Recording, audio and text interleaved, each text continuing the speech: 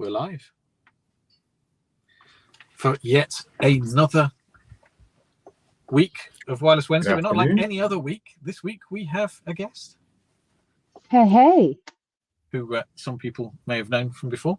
This feels like a reunion almost, doesn't it? Then It really kind of does. A full, I think it's been 10 years since, almost. Oh, just over 10 years. I did when I experimented a bit more with this, I did find a picture of us being judges in Amsterdam, I believe, with Aaron and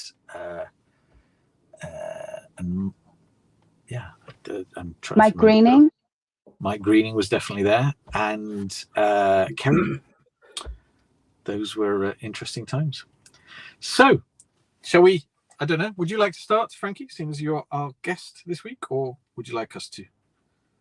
I'm happy to kick it off. We have sort of the hot topics to talk about and some interesting ones. We were just saying how the same themes keep repeating themselves. And one of the topics is the eSIM post-COVID and the taking of revenues from the carriers with travel SIMs, which put us right back in the middle of assistant team maker, right back in the middle of that old conversation. Hi, Andy.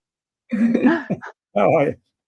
I must just interrupt slightly because I have been demoted from team maker, but Andy's been promoted to assistant team maker. But I am still in charge, I think, of hot beverages, so I don't know how that works. No, it says biscuits. It actually says so. That's perfect. So apologies, right. We rudely interrupted, but yes, it is. Well, it's evolving. I think that's the important thing, right? No one wants to go and hear the same topics with the same discussion again and again and again. And I think this has moved on significantly now, this market, in that we now have multi-IMSI handsets rather than multi-IMSI SIMs or SIM swapping. Yeah. And the eSIM finally came about during the course of a pandemic, something that no amount of marketing or selling or forcing or lobbying could do. When people didn't want to go and speak to a 12-year-old in a shop anymore, they overnight, even lawyers and accountants and people who need someone to put a SIM in their phone previously managed to sort out an eSIM. So it shows it's easy. But yeah, it's we've had some figures now. Carl, you dug out some amazing, or was it? I can't remember. Was it you, Frankie? Sorry, apologies. No, it was Carl, absolutely. But I thought they were fascinating, just how much they were saying that there would be growth between now and 2028, something like from 40 million eSIM travel users or travel eSIM users to 215 million. Yeah. And that's the ones who go on. Yeah. And I think the usual trends apply, that ARPU is going to come down. It's all going to go, as we were talking off. Frankie made the point that it's all MNO revenue is going to go into wholesale. So, but the net result for the MNOs are they're going to lose market share. But you could argue the same on any other wholesale with MVNOs. In picking off niche businesses that they just can't market to, and I think this is another thing too. So lots of interesting trends. What I also picked up on that was the average ARPU for a SIM travel package will increase quite significantly.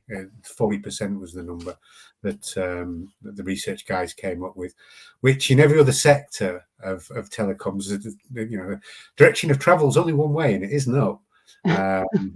So this has been happening. So one of the other conferences that for my sins I ended up chairing and whatever, apart from the MVNO one, for about 10 years was what was it called? I think you were at some of them as well, Frankie. It was called the Wholesale Roaming Conference. Wholesale operators or the roaming conference. I'll have to look it up, but yes.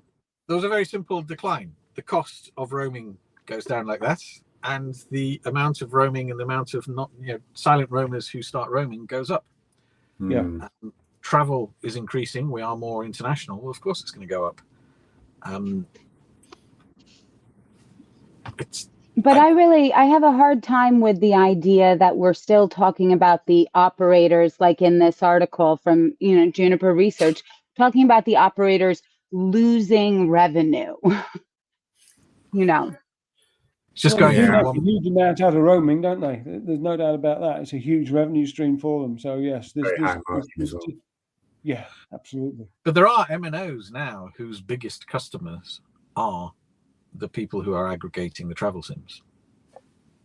Oh, really? So, and at the end of the day, unless you're decentralizing it and going over private wireless, which is, this much traffic. Right. Yeah. It's all going to the MNO in the end. It's just a question. It's that age-old thing. Well, of course, when they're losing revenue, what they really mean is that we're losing X billion when we're only selling 5 minutes, but we're gaining more money. The only thing is we have to do more work, and we'll have to employ more people in the roaming department. I just feel like also what is out of focus here, and that's if we had never gone to a wholesale virtualized network model and the carriers had been able to maintain this sort of monopoly over the subscriber in that way. Subscribers were already, and this is 12, 15 years ago, fed up to here with, roaming charges, especially the bill shop type ones before we had an educated consumer base. And where is it in this valuation or this equation that customer happiness, customer loyalty, ease of use for the customer, where does that fall into the accounting? And I mean, because it always seems to be missing. Well, it's not even looked at, is it? Because this whole eSIM was driven by Wholesale. The MNOs, right. I mean, let's be honest and call a spade a spade. They tried to stop eSIMs as much as possible because obviously they owned the SIM. But we need to not forget, and I think it's quite good to call this out, because we need to change this language of losing, because they're still getting it. It's just, it's been sold better, and in fact, it's more sustainable because a resource is being used more effectively. But when mobile networks were launched in the UK, our esteemed regulator, I think quite rightly, did not allow the first two operators to sell direct to the public because they were not deemed able to do so without engaging in massive monopolistic behavior. Yeah. And so if you wanted to buy a Vodafone, or then was it a Cellnet or BT? Yeah, it was a Cellnet before it was bought by BT. You had to buy it from one of the many resellers, like I think Martin Doors, and I'm trying to think of some of the others. You could not buy it direct. Yes. Yeah. And slowly we've got to a situation now where, as Kane said, if you put people with the same interests together, they will conspire against the public. We allowed them to sell directly, and they did conspire against the public. So it's no bad thing. If you look at any, I think John Strand was very good at this. Remember when he used to scream at the conferences, and it basically shows that the results of an MNO that sells wholesale is better than an MNO that doesn't. But it is interesting how it took a pandemic and maybe even it's the handsets to do this, no? Well, that and a lot of the work that we did for, the past 10, 12 across the industry with you, Christian, and with Cognitel, and in fighting to ensure that monopolistic, control didn't remain where it was sitting. And there's a lot of progress, policy-wise and business model-wise, that has been made in that time frame. But still, they're saying they're going to lose $11 billion in revenue in that 5-year period. But, we have still 3 billion people unconnected. Why there's so much opportunity in so many ways that the network can optimize, that the operators can optimize their networks, but still it's like a lack of imagination on how to do this, that we have to be talking about the same things. Oh, it's nice. You're absolutely right. Absolutely right. They don't see it as I mean, they only count the pennies that they think they're losing in their retail revenue stream, forgetting all the costs that go behind that. Whereas And the bad debt, the wholesale revenue stream and the bad debt. Yeah, the wholesale revenue stream is there. They're almost guaranteed, isn't it? It's wholesale. It's and that is interesting in Mexico, where Altan became a wholesale only, well, fifth, but after the merger, fourth network operator. They're pretty much exclusive of the non-connected. So the reform of 2014, was it 2012, I think, of Mexican telecoms was supposed to connect of 120 million Mexicans, as 30 or 40 were not connected.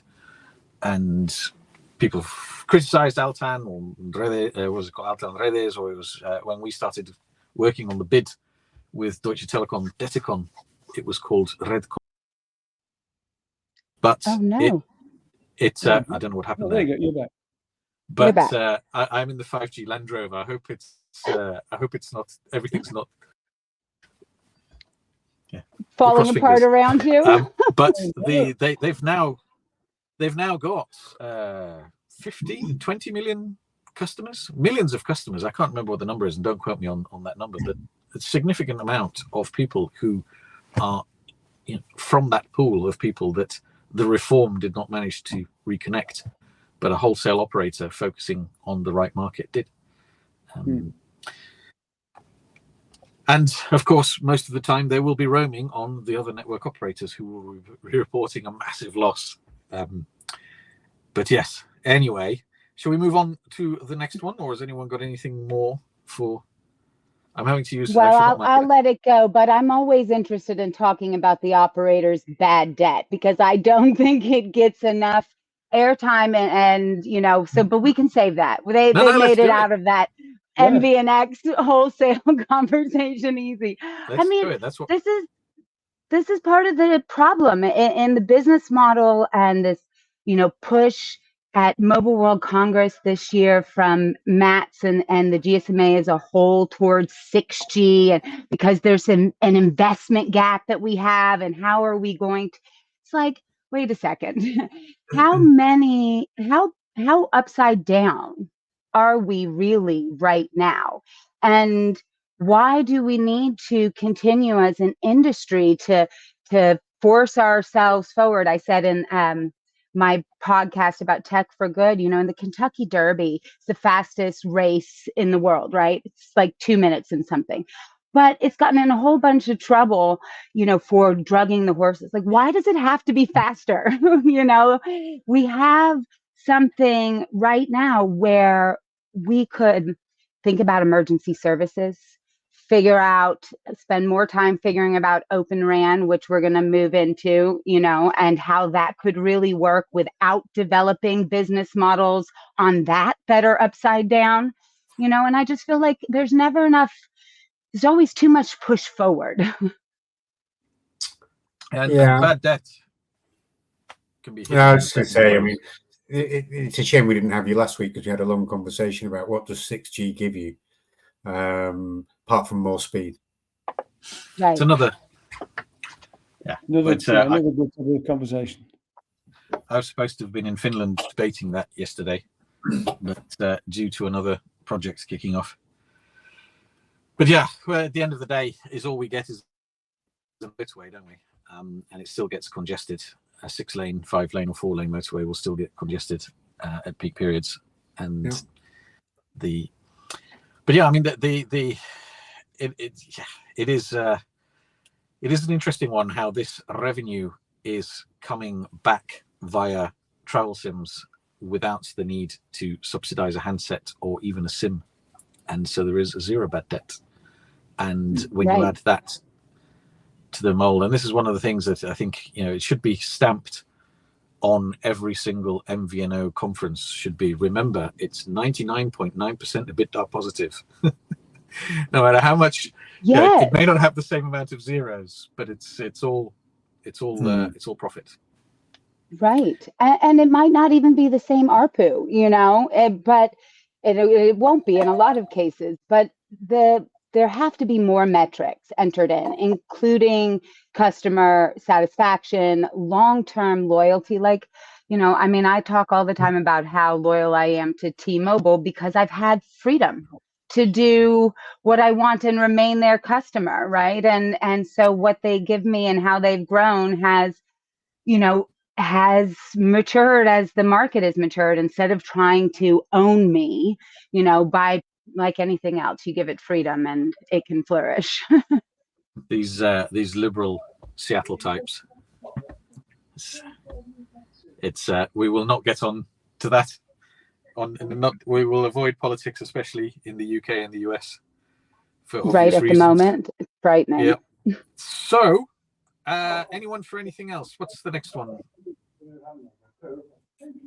Well, the next one was about the Proximus and these super apps. Thank you. I'm glad you're here. It's otherwise we would. So, Frankie, what's your definition of a super app then? Oh, well, I don't know if I have a definition of a super app. Certainly, when I started thinking about this topic, the EU app freedom and holding the gatekeepers, right? Something that you can't take off of your phone feels like to me a super app, that's locked, that you don't have any more control over. Like, but I also think something where I can pay, where I can manage all of my subscriptions, like my streaming subscriptions, that to me seems like a super app. I've got my account information and it really becomes like the one thing I have to log into on my phone. Okay. And does anyone see any parallels between super app and, let's try some other buzzwords that we've seen, walled garden? Okay. On-device portal. There you go. What were the other ones? App Daily companion. No. But Frankie, would you see a super app as having some kind of wallet attached to it as well, so you can make payments and things? How super does it become? Not only controls your telco needs. What about banking or crypto? The crypto world or something like that. How far does it go?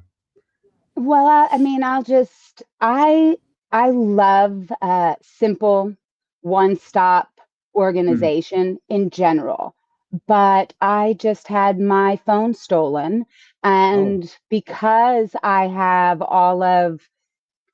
an early adopter, I'm on it with trying it all, every single one of my financial cards had to be stopped and resent. And the eSIM actually helped because they were able to activate my phone, T-Mobile, through the eSIM. But the combination of the wallets, especially if it's investments like crypto, unless the carriers can do something about all the fraud that's happening, I think it's a very dangerous place to have it all in one spot.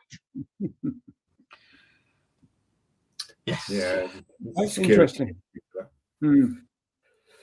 But it feels like for me to I can pick up on what's a super app. It feels like there's a telco element to it. So if you're Proximus or any one of the other networks where you potentially got a quad play going on, then when you start getting into things like Wi-Fi and stuff and improving the customer experience, at least problem solving. Let's be honest, the bar's low for customer service in telco. Yes. So, things like customers can self-service or go through chat mechanisms and get first-time resolution, which is quite normal in other industries, not now, sadly. That's one element to it. But I think you touched on it, Andy. And nobody's been doing this. We've been talking about this probably for, certainly Christian and I, for 10, 15 years, where the device in your hand is centric to your life. As you say, you're an early adopter of all technologies and everything. So if you pull them all into, you say, wallet, financial transactions, everything else, with the advent of the cloud, that hopefully, therefore, from a security point of view, phone stolen, you can block everything, get everything reissued. It won't be long before credit cards and things like that will only be virtual. And and have that. What you have is a wealth of data off from that app of the consumer behavior, and therefore you can cross-sell, upsell, predict their behavior, which is actually quite scary in some respects. But equally, as they will continue to sell you at the moment, you know, I can see you've got pets, you haven't got pet insurance through us, let's do your deal on that. And you aggregate a number of products which you can discount. So individually, another competitor cannot pick them off, but as an aggregation. And therefore, to your point, Christian, is it walled garden or on device? I mean, to be honest, the only MVNO that I know that's actually managed to get not just the first 100,000 that they forecast, but years later, the 3 million that they forecast is Tesco. And we, interestingly, there's a little tidbit here, but we helped them when I was back in Mason Analysis sort of work out that they didn't need to spend £18 a month to subsidize the internet to people in order to sell the groceries, because what they would do is go straight out onto Hotmail or whatever they wanted to do. And that was kind of one of the bases of saying, no, actually, you don't want a 3G license. There are other ways to get into the space. But even before then, the reason that they could go and get exactly the amount of customers they wanted to get is that without a portal, without a super app, without even, well, they were selling 2/3 of the prepaid handsets at the time, but they knew exactly what you were doing, and it was quite scary. And it's not just a Tesco thing being bad. They all know this, in that they would just correlate your address with your 3 or 4 credit cards and the fact that you have or have not bought nappies, you have, or as you were saying, Carl, bought pet food, and they make a gross assumption that somebody who buys cat food actually has a cat. They might just be some weirdo trying to feed other people's cats. Dropping it off at their mom's. Yeah, well, exactly. Yeah, but in general, there are correlations that they made 30 years ago that do exactly the same thing. And yeah, I mean, I noticed some people are slicker than others. So I recently changed phone, and Amex as well. I lost the card, but it's split in two. Long story, but they activated that over the air. Right. The over the air stuff is getting cool. And everybody else was an absolute chore. I mean, some of them are better than others, and I think, as you say, it's not just a low bar, Carl. It's like, you know when a door is shrunk in the summer, and there's a small gap between the plinth and the door. That is the customer service. Exactly. That is how low the bar is. Obviously Amex has to work harder than others and to get that spend, and they seem to have done it better. But it's a long way, isn't it? Yeah. It is. For me, that goes back to what we were saying, about the carrier's business model and the lack of metrics that could create a very holistic viewpoint of what an operator is worth and what that subscriber is worth to the operator. And I also feel like in this vein about protecting our privacy rather than selling our information, the carriers got it upside down. I think that we would have found much more value and been much, as consumers, more inclined to stay loyal to operators, allow them to see things if we had, and they acted as the gatekeeper for us, control over where that information went and who it was sold to. So, we... Well, interesting you say that point. I mean, Virgin Media, I think it was yesterday, Virgin Media O2 have announced a deal where they're going to supply all of their subscribers' data to the British government. Now they're saying that it's anonymised. If you want to believe that, I've got a view on that, a strong view on that. Having worked with anonymised data in my time at Vodafone, but anyway, and the government will use it to plot trends and behaviours and plan accordingly. Well, I mean, let's be honest, they might as well throw a dot at a board at the moment because they're not getting very much right. But equally, but that is the deal that's been announced. So one of our, and it's assuming Vodafone and Three merge, the discussion of the past few weeks.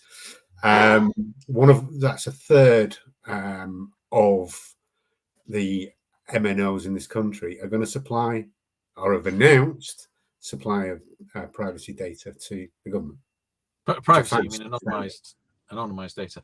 It is massively beneficial in some ways, right? I mean, your dependency on terrible nations that make up the majority of fossil fuel supply, apart from one or two, is one of the reasons we're so dependent is that we still have these crazy old methods of calculating how much energy we produce, which is based on people working 9 to 5 and when they put the kettle on, and that's just no longer the case, right? So I mean, there are massive gains to be made in realizing when people travel. I'm pretty sure, I mean, when you see so many buses empty, it's because we make assumptions on when a bus route should be run based on the 9 to 5. But guess what? A lot of people are going earlier, a lot of people are going later, and a lot of people increasingly are going by bicycle. I mean, it's incredible, even as the infrastructure's been built, even in England, where people said they'll never go when it's rainy like today. Well, guess what? They do, because it's when it's raining, it's not very pleasant in public transport anyway, with the windows and the condensation and everybody sneezing. After a pandemic, no, I'd rather catch a cold from. So it is, and I think honestly that the people will still have access to this data. We just need to start using it, right? So I remember this with it. There are so many ways to access how many people are using an Android versus an iPhone, and which Android versus iPhone. You can use the anonymised if you don't have an app. If you've got an app, you can. All that's changing, and what's changing with digital transformation, is the ease of getting that information and the ease of analyzing that information. And if it's used for good, then great. There's not, and I know the naysayers say, well, if it's used for bad, but there's not a huge amount of information. I mean, and there's not a huge, in properly anonymized information, it is actually quite hard to go, apart from odd cases where, who went so many times to Majestic? Is it you, Carl? Nobody else could possibly go 5 times a day. It is, but no, I mean, even then, I'm sure in a great nation like ours, there are many people who go the overload of information is so much. But the important thing is that we start using it to just be a little bit more clever, no? and not be wasting energy. And well, I think on a generalized, as you say, in general and trends and stuff, then I have some sympathy for it. If you can de-anonymize that or get the granular level, and the risks are obvious. It is, but I mean, if you go back 30 years ago, the supermarkets paid Dun & Bradstreet or whatever, 50 million to get that information, and 5 people had access to it. Those 5 people can be, 20 years ago, people were listening to Hugh Grant's voicemails, and they're not anymore. And now, if you have a super app, it probably comes in, free with your analytics, and everybody in the organization. I just think that this is what. No. And the more people have access to it, it's like, I mean, I've seen it as well, and we've discussed it in terms of now modern MVNOs, where everybody has access to the HSS GUI, and with the eSIM, everybody has access to the reporting from the eSIMs. Everybody in the organization can go, I wonder how many iPhone 10s we have. I wonder still in use. I wonder how many people have adopted the new iPhone 15. If you want to sit there 15 times a day and access that data, you can. And it means, in general, that companies make better decisions. I think the challenge with this is about trust, right? And that's where there is such a huge breakdown, because you share this kind of information or you make announcements, Carl, like you are saying, that has happened, with 2 of the 3 major, what would be 3 major carriers. And, you can have you start to have fear. You start to have consumers begin to turn things off on their phones. You have, regulatory stuff that starts to have to come into play, and the trust in our carriers, is really kind of non-existent, with customer service being at that level. Could they even take advantage of AI to make that process better without trust in our carrier growing? I think it's a really hard game they're playing right now. Well, it doesn't matter because it's been given to governments now, and governments, we all have much more trust in them than our MNOs, don't we? I mean, where's that bar? I don't think any of those bars are very high. Yeah. that bar's not even. Yeah, it's. But I do think there are important things like in crisis moments, when there are these major natural disasters where you want that communication and information sharing, especially between the government and the carriers, to be able to be facilitated, because then we're talking about, real human life cost. And so it is an important topic. The more things like AI drive us towards the ethics of, how we make technology work, I think is very smart conversations for every layer of the industry to be having. And perhaps, with the advent of quantum chips, anonymization and tokenization can become more secure, and the carriers might be able to build some trust long term. So you kind of hope, wouldn't you? You would hope. You would. Well, yes. Well, anyway, I think it has, and I do believe actually we have done the first test unwittingly over Starlink, hence the few glitches. But I mean, other than that, I would say that was pretty amazing. Pretty decent back home. Yeah, it glitched about 2 or 3 times, just momentarily, second, something like that. That was just Christian's link was fine. Yeah, it was. But there we go. Well, anyway, that's another topic for another time. Is the counterterrorism? I think from that information. Yeah. But we'll the trends. Well, and apparently ORAN. And cybersecurity is a huge area, isn't it? Of course, that's. Yeah, it is. But on that note, I think we'll have to put that into yet another Wednesday, and that's the benefit of it being weekly. We can roll it on to next week. Indeed. It's anyway. On that note, I think we should end it. Anyone got any final comments before we do that? No, Frankie, nice to meet you. It was a pleasure. Yeah. Yeah, pleasure having you. And yeah, well, good. It's. I will have to join again. We was exactly the kind of things I like to talk about, holding the carriers to task. And although we didn't get onto sustainability, I think that Vodafone's claim from 9 to 12%, I'd like to understand those metrics as well. Yeah. Well, it's the similar metrics to bad debt hiding. Yeah. Right. We will definitely. And well, we should start making a blog where we follow on these points, shouldn't we? Yes.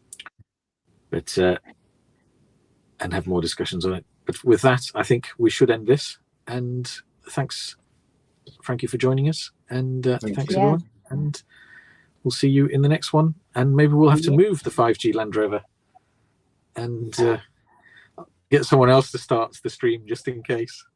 So I think some kid walked past and twisted his ear off, Carl. I think that's what it was. That was the glitch, yeah? Well, yeah. We're in the dodgy part of town. Yeah. Cheers. Bye. See you. All the best. Cheers. Bye, guys. Bye, everyone. Bye-bye. Bye-bye.